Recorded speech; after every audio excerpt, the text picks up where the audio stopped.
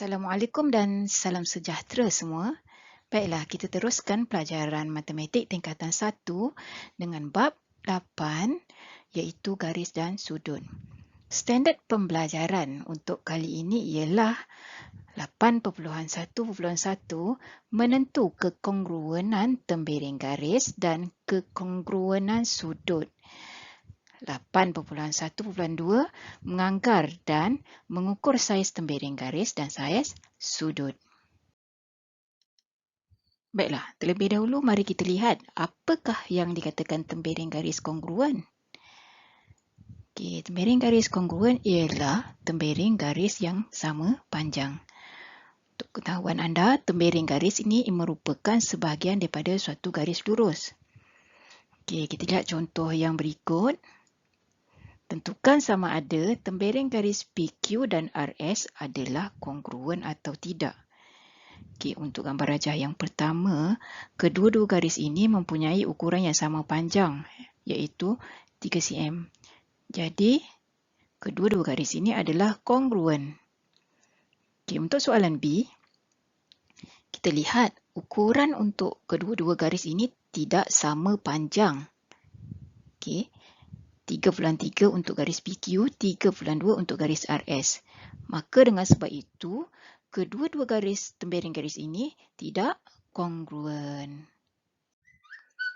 Apakah pula sudut kongruen? Sudut kongruen ialah sudut yang mempunyai saiz yang sama. Contohnya, kita lihat di sini, tentukan sama ada sudut PQR dan sudut ABC adalah kongruen atau tidak.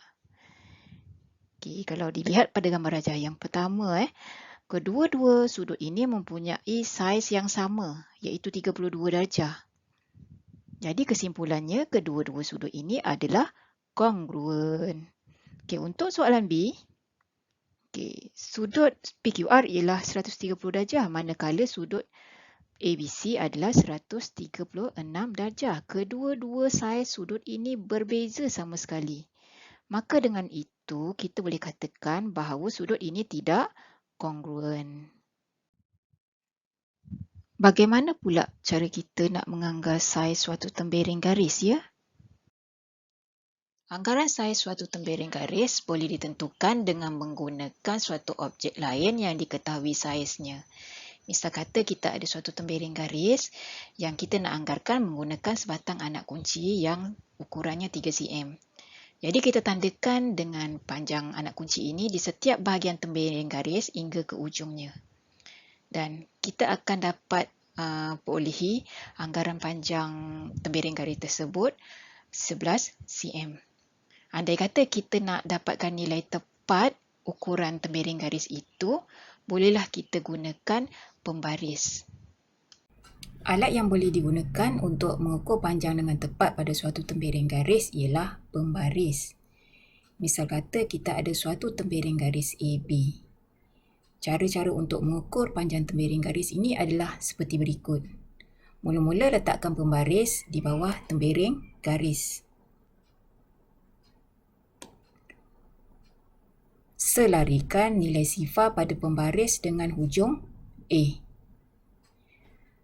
Baca nilai pada pembaris untuk hujung B. Nilainya selari dengan 8. Maka kita boleh labelkan gambar rajah untuk tembiring garis ini dengan ukurannya 8 cm. Baiklah pelajar, bagaimana pula anggaran saiz sudut boleh dibuat? Mula-mula kenal pasti kedudukan sudut tegak. Sekiranya sudut yang diberi kelihatan kurang daripada sudut tegak, maka kita boleh anggarkan saiznya kurang daripada 90 darjah. Contohnya sudut ABC seperti dalam gambar rajah ini. Sudut ini kelihatan kurang daripada sudut tegak.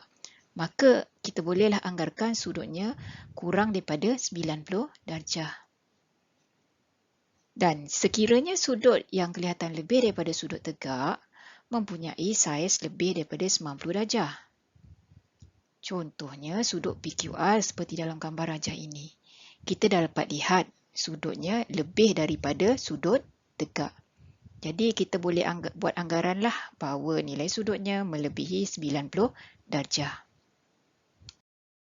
Baiklah pelajar, untuk lebih jelas tentang cara menganggar suatu saiz sudut, mari kita lihat gambar rajah ini. Sudut PQR kelihatan kurang daripada sudut tegak, tetapi sedikit lebih daripada separuh sudut tegak. Maka bolehlah kita anggarkan bahawa sudut PQR lebih kurang 50 darjah. Selain itu, kita boleh juga gunakan protektor untuk mengukur saiz sudut dengan lebih tepat. Alat yang digunakan untuk mengukur saiz suatu sudut ialah protektor. Misal kata kita ada gambar rajah sudut AOB. Langkah-langkah untuk mengukur saiz sudut itu menggunakan protektor adalah seperti berikut. Mula-mula letakkan pusat protektor pada bucu O.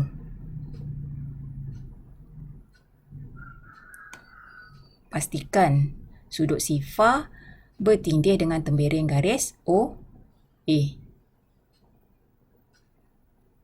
Kita dapati sifar adalah bacaan pada skala dalam protektor ini. Jadi kita akan baca sudut menggunakan skala dalam. Baca nilai pada skala bagi tembiring garis OB. Bacaan untuk nilai sudut AOB ialah 50 darjah. Kemudian kita boleh labelkan sudut AOB 50 darjah.